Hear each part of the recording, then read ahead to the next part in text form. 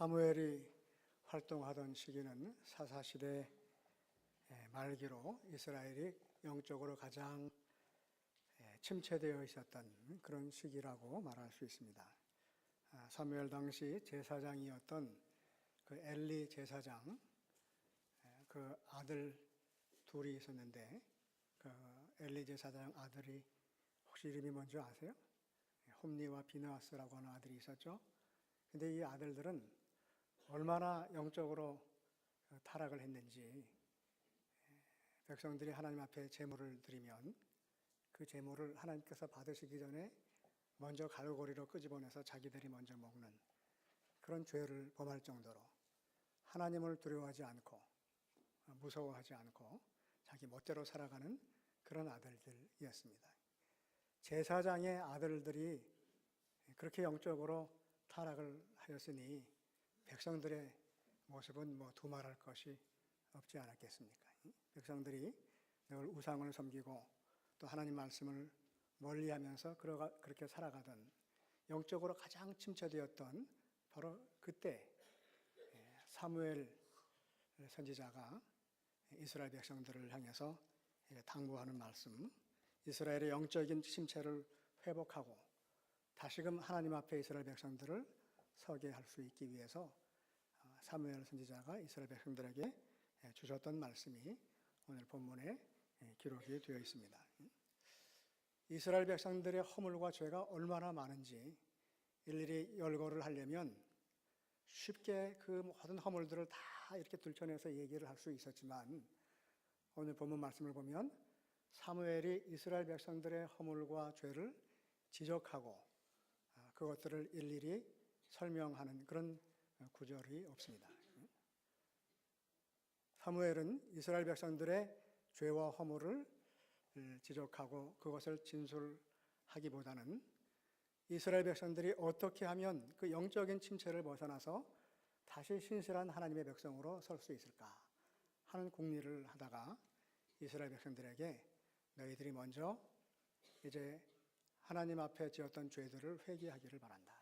너희들이 섬겼던 이상의 우상들, 바알과 아세라상, 이런 이방의 신상들을 다 제하고 너희 마음을 하나님께로 향해서 하나님만을 섬겨라.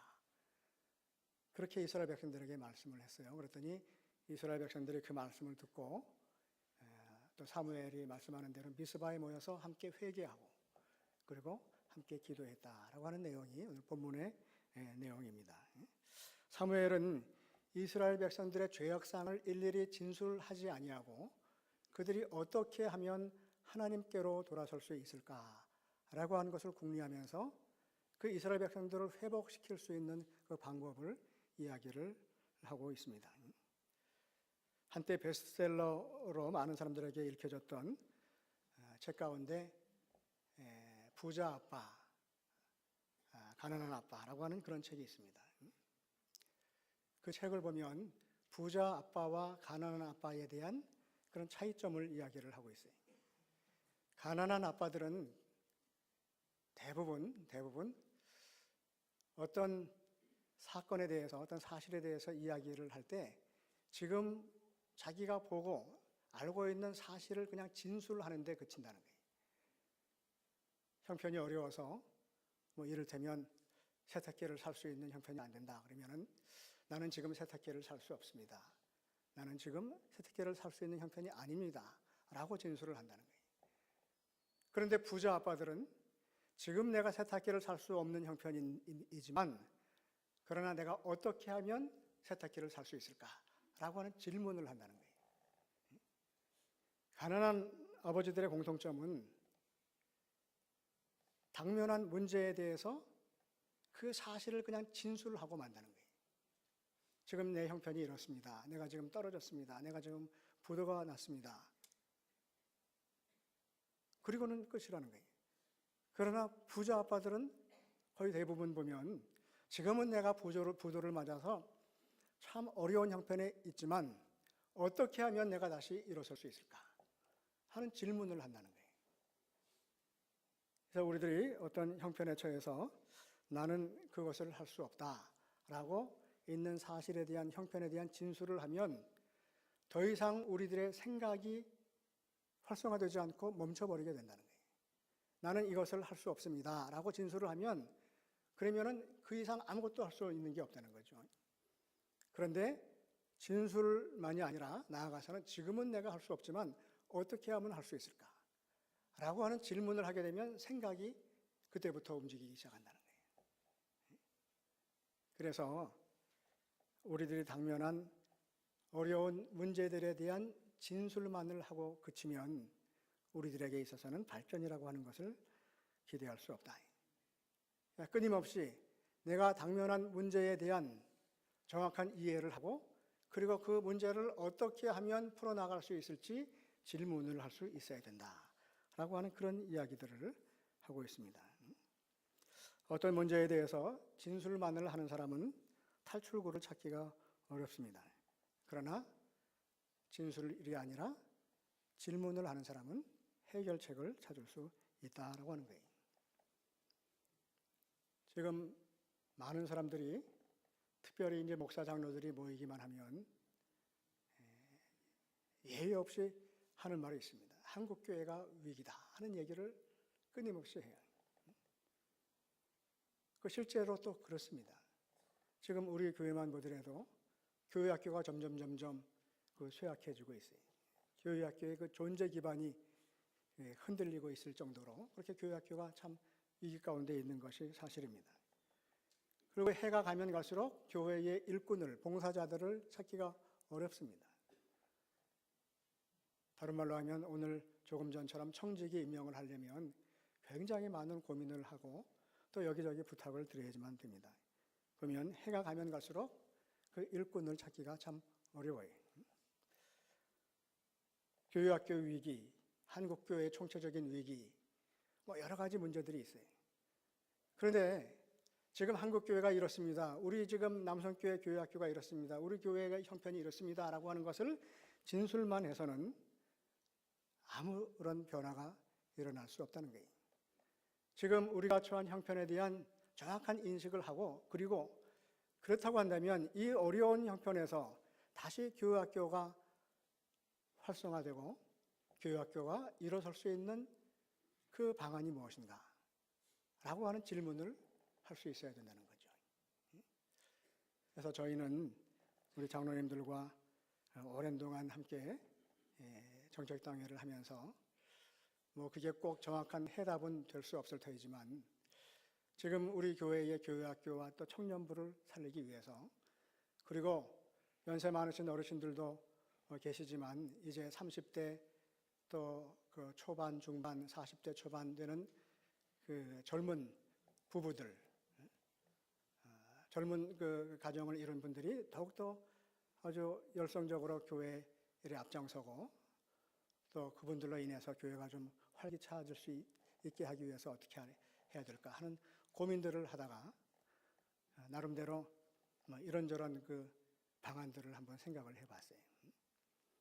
그래서 이 청년부를 좀 활성화시키기 위해서 우리 배원호 전도사님을 전임으로 형편이 좀 어렵긴 하지만 그 일을 맡기면 우리 청년들이랑 밤늦게까지라도 또 필요하면 밤늦게까지라도 함께 뒹구면서 아이들의 고민도 들어주고 또 함께하는 그런 시간을 가질 수 있도록 하면 좋겠다 해서 그래서 이제 전임 전도사로 그렇게 또 모시기로 했고 그리고 또 청년들이 지금 교회에서 잠시 모였다가 요즘에는 뭐 주변에 나가기만 하면 카페들이 얼마나 많습니까?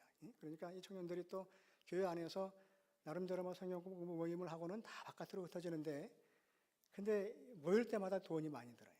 그래서 그 문제 가지고도 참 고민이 있어요. 그래서 청년들이 바깥에 나가지 않고도 교회 안에서도 좋은 분위기 속에서 자기들의 모임을 가지고 사귐을 가질 수 있는 청년들의 쉼터, 뭐 문화 카페 같은 것들을 그 공간을 만들어주면 어떻겠느냐 하는 고민 가운데 이제 한 공간을 선정을 해서 나름대로 그런 쉼터를 만들려고 예산도 책정을 해놨습니다.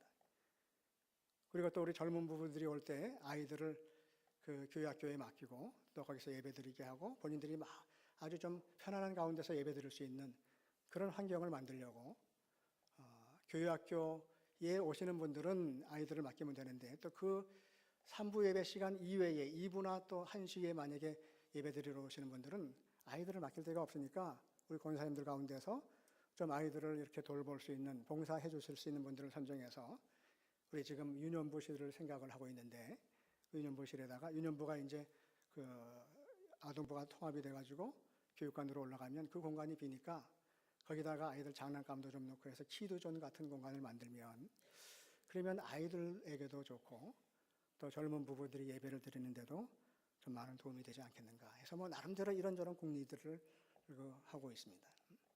내년에는 우리가 지금 4부 예배로 드리는 그 1시 예배가 청년들을 중심이 돼서 드리는 예배인데, 꼭 청년들뿐만이 아니고 우리 젊은 분들 가운데서는 직장 생활하면서 이제 그 토요일 날 늦게까지 야근을 하는 분도 있고, 또 주일 하루 쉬는 날인데 그날 또 예배에 참석하려면 일찍 일어나야 되고, 그래서 혹시라도 늦잠 자시는 분이 있으면 늦게 1시에라도 오셔서 예배 드릴 수 있는 그런 예배 공간을 좀 만들면 좋겠다 해서 평상시에 쭉 이제까지 드리고 있던 4부 예배, 1시 예배를 이제는 어른들이 함께 참여할 수 있는, 우리 젊은 세대들이, 우리 푸른 교구라고 그렇게 이름을 붙였어요.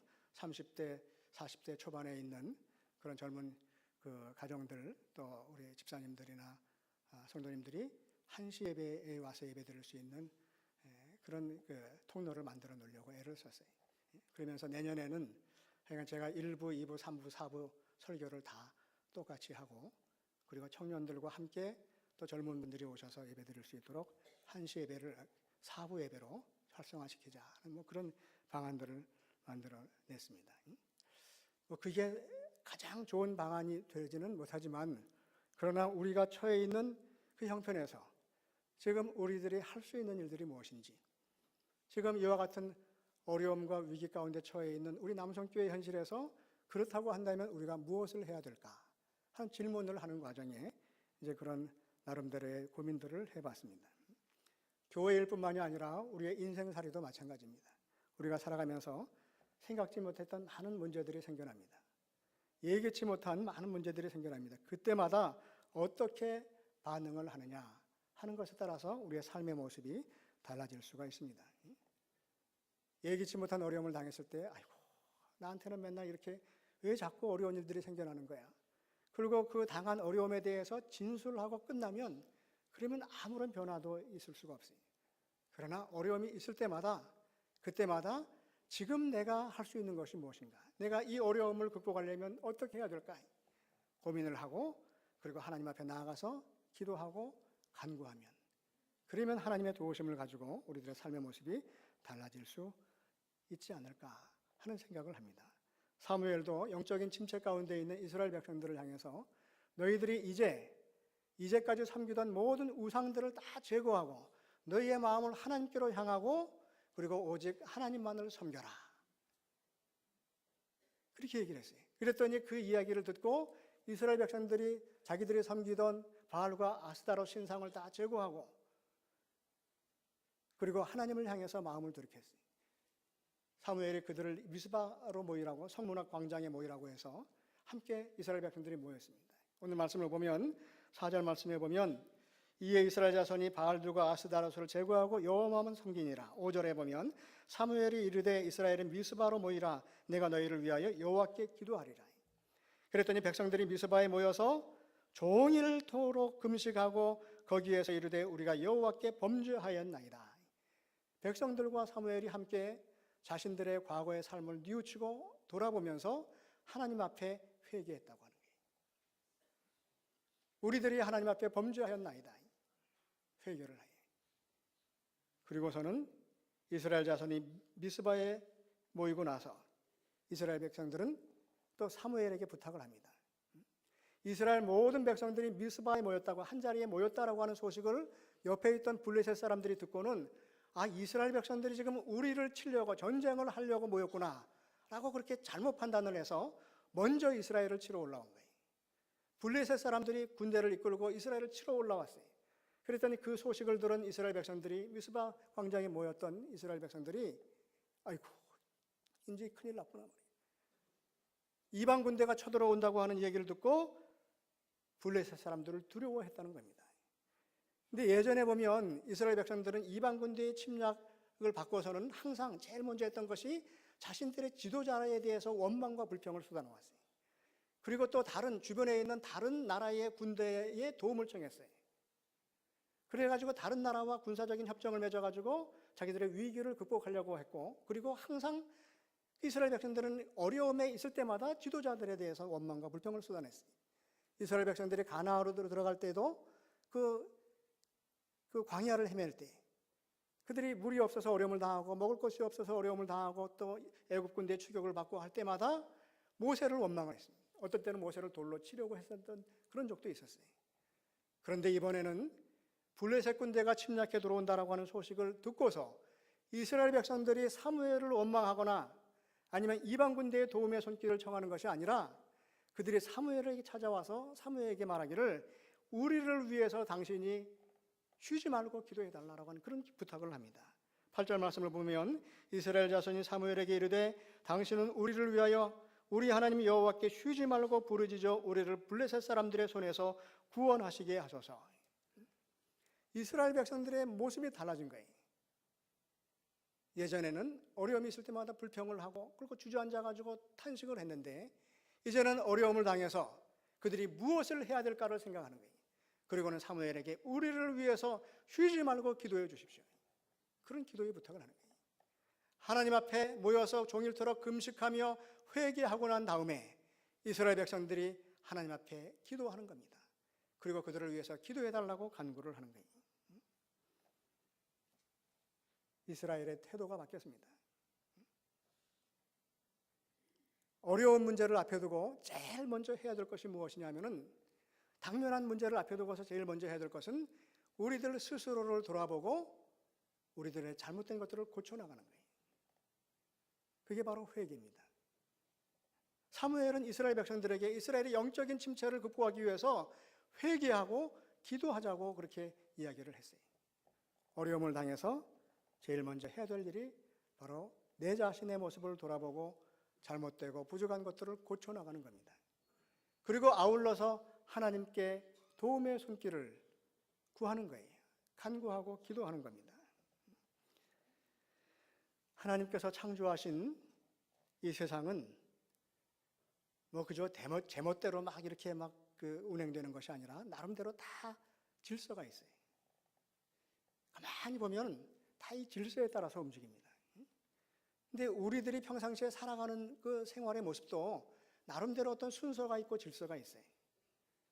그 순서를 따르지 아니하면 그 일이 엉망으로 바뀌어요.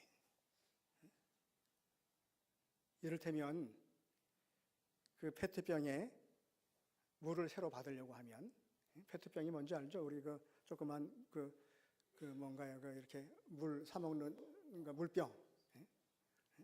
그 물병을 먹다가 제가 얼마 전에 깨달은 게 뭐냐면요. 그 페트병을 가지고 계속 제가 물을 받아서 먹었어요. 그랬더니 한 3, 4일 지나니까 그 주둥이에서 냄새가 나더라고. 찌릿한 냄새가 나더라고요.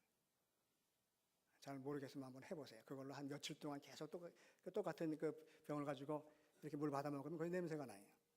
그래서 그 있던 물을 버리고 또 새롭게 물을 떠서 먹어요. 페트병에 물이 남아있어요. 근데 그 이전 물을 먹지 말고 좀 새 물을 먹고 싶다 그러면 어떻게 해야 될까요? 굉장히 어려운 질문을 드렸어요. 주일마다 어려운 질문 드려서 죄송합니다. 그 이전에 있던 물이 아니라 새 물을 먹으려면 어떻게 해야 돼요? 버려야 되지. 버리고 있던 물을 버리고 새 물을 받아야 돼. 근데 있던 물을 버리지 않고 새 물을 받을 수 있는 방법은 없어. 제가 이제 새해가 되어서 새 옷으로 갈아입고 싶으면 그러면 어떻게 해야 될까요? 새 옷으로 갈아입고 싶으면 있던 옷을 벗어야 돼요. 그리고 새 옷으로 갈아입어야 돼요. 근데 지금 입고 있는 것을 벗을 때 속옷부터 벗어야 돼요? 아니면 겉옷부터 벗어야 돼요? 또 어려운 질문들은 속옷부터 벗어야 돼요? 아니면 겉옷부터 벗어야 돼요? 겉옷부터 벗어야 돼요. 속옷부터 벗을 수 있는 사람은 없어요. 겉옷부터 벗는 거예요. 옷을 벗고 옷을 입는데도 순서가 있다는 거예요. 새물을 받아 먹는데도 순서가 있는 거예요. 세상 모든 일들이요 다 순서가 있고 질서가 있어요. 특별히 우리들이 이 세상을 살면서 영적인 승리의 삶을 살기 위해서, 이 세상에서 승리하는 삶을 살기 위해서는 어떻게 해야 되느냐 말이에요. 거기에도 순서가 있어요. 제일 먼저는 회개하는 거예요. 그리고 기도하는 거예요. 이스라엘 백성들이 그 영적인 침체에서 벗어나기 위해서 사무엘의 지도를 받고 제일 먼저 미스바 광장에 모여서 함께 회개하고 그리고 하나님께 기도했던 것처럼 우리들도 우리들의 삶의 모습을 바꾸고 새로운 삶을 살기 위해서, 이 세상에서 사단 마귀가 날마다 우리를 유혹하는 이 세상 속에서 승리하는 삶을 살기 위해서는 제일 먼저 해야 될 것이 회개하는 일이라는 거예요. 다시 말하면 내 자신의 모습을 돌아보고 부족한 것들을 고쳐나가는 겁니다. 그리고 나의 부족함을 하나님께서 채워주시기를, 도와주시기를 기도하는 거예요. 그렇게 하지 않고서는 우리들이 절대로 이 세상에서 승리하는 삶을 살 수가 없습니다. 회개하지 않고서도 출세하는 삶을 얼마든지 살 수 있어요. 회개하지 않고도 출세할 수 있어요. 가만히 보면 출세한 사람들이 다 그런 건 아니지만 많은 사람들이요 출세하기 위해서 아주 참 하지 말아야 될 일들을 하면서 출세의 길에 오른 사람도 많이 있어요. 출세하려면 회개하지 않아도 돼. 그러나 승리하는 삶을 살려면 회개할 수 있어야지만 된다는 거예요. 자기 자신을 돌아봐야 해요. 그리고 자신의 부족한 것들을 고쳐나가야지만 됩니다. 회개하라고 하면 우리들은 먼저 내 자신의 모습을 돌아보기보다는요 누가 회개해야 될까 하는 것을 먼저 생각을 해요. 우리들은 항상 다른 사람에게 관심이 많아요. 저 사람이 좀 이렇게 바뀌었으면 좋겠다. 저 사람이 왜 저 모양일까? 관심이 있어요. 그런데 자기 자신에 대한 관심은 그렇게 많지 않아요. 그래서 자꾸 누군가에게 가가지고 똑바로 하라고 하고 싶은 그 얘기를 하고 싶어 하는 경우들이 많아요. 그래서 제일 만만한 사람들이 자녀들이잖아요. 그러니까 자녀들을 보면 자꾸 부모님들은 필요한 얘기를 한다고 하지만 아이들이 볼 때는 잔소리 한다는 거예요. 꼰대 잔소리 한다는 거예요. 아이들을 보면 자꾸 이야기를 해주고 싶은 거예요. 근데 아이들은 그렇게 원하지 않아요. 아이들뿐만 아니라 우리들이 함께 이렇게 공동체 생활을 하면서 어떤 사람은 자꾸 우리 최병희 집사님 좀 똑바로 하세요. 이렇게 좀 고쳐주세요. 이렇게 얘기를 하려고 하지 나 자신을 돌아보기는 그렇게 쉽지가 않다는 거예요. 집사님, 최 집사님 하고 이렇게 하면은 여러분 한번 해보세요. 옆에 사람한테 손가락으로 이렇게 당신 아무개 집사님 이렇게 한번 해보세요. 에? 절대로 안 하죠. 여러분 이렇게 지적을 하면은요 손가락 하나는 상대방을 향해서 가지만 나머지 세 손가락은 나를 향해서 있어요. 항상 나를 돌아보는 시간이 많아야 된다는 거예요. 근데 우리들은 항상 누군가를 이렇게 지적하고 또 이야기를 해주고 싶어 해요. 사랑으로 다가가서 권면해 주는 것은 물론 좋은 일이지만 거의 대부분 다른 사람들의 부족한 것들을 자꾸 발견하고 그것을 찾아내고 그것을 말하고 싶어하고 또 지적하고 싶어합니다. 그러다 보면 정작 자기 자신에 대한 관심을 가질 수 없어요. 다른 사람들의 허물을 발견해서 그것을 지적해 주는 일도 물론 때에 따라서 필요할 수 있지만 그러나 거의 대부분의 시간을 자기 자신을 돌아보고 자신의 허물을 스스로가 고쳐나가는 일을 해야지만 된다는 거예요. 그리고서 자기 자신을 돌아보고 자기 부족한 허물을 고치려면 그게 자기 마음대로 안 된다고 하는 것을 체험할 수밖에 없어요. 내가 아무리 내 부족함을 고치려고 해도 내 마음대로 되질 않아요. 제일 안 되는 게 사람들마다 하나씩 다 있죠. 아이고 저 사람은 왜 저 모양일까? 근데 사람들마다 꽉 막힌 부분들이 있어요. 저는 얼마 전에도 내가 체중 조절할 수 있는 비결을 알았다. 갑자기 그 생각이 딱 들더라고요. 어떻게 하면 될지 알겠어요. 운동하는 시간을 저녁 시간으로 바꾸자. 새벽에 하지 말고. 물론 새벽에도 하고 저녁에도 하고 그러면 더 좋죠. 그래서 이제 6시 7시 때가 되면은 차가 많이 막혀서 그때는 제가 움직이려고 하지 않는데 그때 어떻든지 간에 운동하러 가서 그때 운동하고 와서 한 8시 반쯤 되면은 무조건 자자. 아이고 저 목사는 팔자도 좋지 어떻게 저렇게 일찍 자나. 하여간 저녁에는 무조건 운동하고 와가지고는 그때는 자자. 그러면 저녁 식사를 일찍 하고, 그러면 뭐 먹을 거 새끼 다 먹고도 굶은 조절이 될 수 있겠다. 보니까 아주 틀림없더라고요. 그건 아주 제일 좋은 방법이. 며칠을 해봤는데 나중에 한 나흘 다섯쯤 되니까 어느새 저도 모르는 사이에 원위치가 돼 있어요. 제일 분명한 방법을 알아요. 아는데 그게 잘 고쳐지질 않는 거예요. 여러분, 내 힘으로 그것도 내 힘으로 잘 되질 않아요. 그것까지 하나님한테 다 도와달라 그러냐 말이야. 내 힘으로 안 되는 건 도움을 받아야 되잖아요.